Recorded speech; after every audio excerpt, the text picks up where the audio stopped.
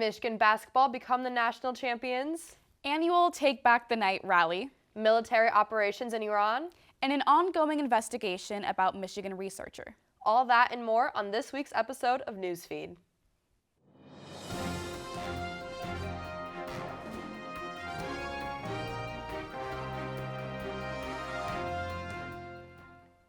Hello and welcome to Newsfeed. I'm Audrey Ash. And I'm Isabella Puccio. This Monday night, the Michigan basketball team took home the national championship title. Sunday night, students lined up overnight to watch the game from local bars. Chrysler also held a watch party for students. Following the game, students stormed the streets and festivities commenced around the city. While the school spirit brought together many basketball fans, over 40 fires were extinguished and several street signs were damaged throughout the night. With more students' reactions, Megan Kane is on the Diag. Hi, I'm Megan Kane with Newsfeed, and today we're on the Diag talking with students about Michigan's recent win. The men's basketball team just won the 2026 NCAA National Championships. Let's hear what students have to say. Where were you when our basketball team won the national championship on Monday, and how did you react? I am Jason, and I was at the Chrysler Center watch party, and it was crazy. My name's Evan, and I was just near South University, near State Street. Bro, I was driving. I was about to head home. I commute. Ton of people running out of the frat houses, from all over State Street, and just coming to the Diag. They were it was going crazy, bro. It was cool. It was pretty surreal. Hi, I'm Vicky, and I was out with some of my friends. I was pretty happy. Yeah. Hi, my name's Karen. I was also out in the streets. Hi, I'm Madison. I was at South Quad. I was with all my friends, and I was so excited. It was so much fun. Oh my gosh, that was incredible. And did you expect Michigan to win it all this season, or was it a surprise for you? Oh no, I expected them to win. I can't lie to you. We've been doing really good. My top bracket actually had Michigan winning, so I was pretty hype about that. Yeah, I was not surprised at all. I knew we were gonna win it all. I don't really follow sports that much, but it's good for them. Good for them. So. It was a little bit of a surprise. I didn't expect the Arizona game to go how it went, but it was a very great surprise. I had us going Final Four, and just to win the championship, it was amazing. And what do you think this win means for the Michigan community? Another win for U of M, so once again, good for them. I'm happy for people. I know big sports school, so good for U of M. We got to show a little bit of pride. I mean, I think it just means that what we already know, we're the best. So it's why wouldn't we, keep thinking that? I think it's just going to make us do better next year as well. I mean, it's honestly just great. Michigan basketball is on the come up again. They haven't won a natty for a while, so. Yeah, I was about to say the same thing. We haven't won in years, so that's amazing that we're doing well again.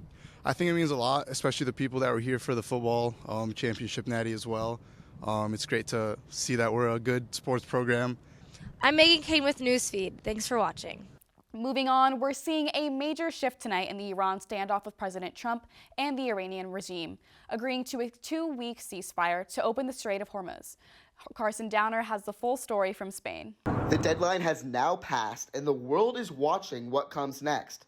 Donald Trump gave Iran until 8 p.m. Eastern Tuesday to reopen the Strait of Hormuz, warning of serious consequences if no agreement is reached. After that, they're going to have no bridges, they're going to have no power plants. Stone Ages, yeah. President Trump escalated his threat this morning, writing on Truth Social, "A whole civilization will die tonight, never to be brought back again." Now, with that deadline behind us, uncertainty is growing over whether diplomacy will hold or if the conflict could escalate further. Democrats have been increasingly critical, saying President Trump's actions are violating international law. What the president is doing is threatening war crimes. No, not at all. No, I'm not. I hope I don't have to do it. Even as tensions rose, officials say negotiations were continuing behind the scenes, though communication remained difficult. The president described Iran's latest offer as significant, but not enough. Iran, for its part, has continued to demand a permanent end to the war, rejecting calls for a temporary ceasefire. Amid the uncertainty, the administration is also highlighting a dramatic military rescue. 2 American airmen were recovered after the fighter jet was shot down over Iran. One pilot was located quickly, while the second, seriously injured, survived nearly 48 hours alone, hiding in rugged terrain. He scaled cliff faces, bleeding rather profusely, treated his own wounds, and contacted American forces to transmit his location. The president has called this a critical moment, saying the next phase of this conflict now depends entirely on Iran's response. And while the situation continues to unfold overseas, the reaction is also being felt here at home. Last month in Ann Arbor, demonstrators gathered outside a federal building to protest U.S. involvement in the conflict. Students and community members, including groups connected to the University of Michigan, called for an end to the war, arguing that resources should be directed toward domestic needs instead. In Dearborn as well today, community members have also gathered, speaking out against the war and urging leaders to pursue de-escalation. And new developments at the time of recording a potential breakthrough tonight, as Donald Trump says he's willing to agree to a 2-week ceasefire, but only if Iran reopens the Strait of Hormuz. The president announcing he would suspend military action during that period, calling it a step toward a longer-term agreement. The proposal comes after mediation efforts involving Pakistan, as both sides remain under growing international pressure to de-escalate. So far, there is no confirmation that Iran has accepted the terms. That means while a ceasefire is now on the table, the situation remains uncertain and tensions remain high. Reporting tonight from overseas, I'm Carson Downer. And again, Iran is now agreeing to the 2-week ceasefire, saying it will open the Strait of Hormuz if attacks stop. On Thursday night, more than 100 students filled the Michigan Union Ballroom for the 48th annual Take Back the Night rally. The event consisted of survivor stories, performances, and calls to action. The rally aimed to raise awareness about sexual violence and create a space dedicated to survivor healing and empowerment. Following the rally, attendees marched on the streets of Ann Arbor. The keynote speaker was Jenna Lisa Jones, a child sex trafficking victim of Jeffrey Epstein and life coach at the Survivors Incorporated. The theme of the event was Your Story Matters, inspired by Jones and all the other brave survivors who came forward to share what happened to them. STAR's executive director, Pamela Swider, opened the event and shared the importance of sharing your story. She said, of course, most survivors are not part of an international scandal. That does not mean their story is any less important. The event's focus on both visibility and individual healing carried into Jones' closing remarks. You're not alone, even when it feels like it. On March 19th at approximately 11 p.m., University of Michigan police were called to the George G. Brown building to investigate the death of Dan Hao Wang, an assistant research scientist in the College of Engineering.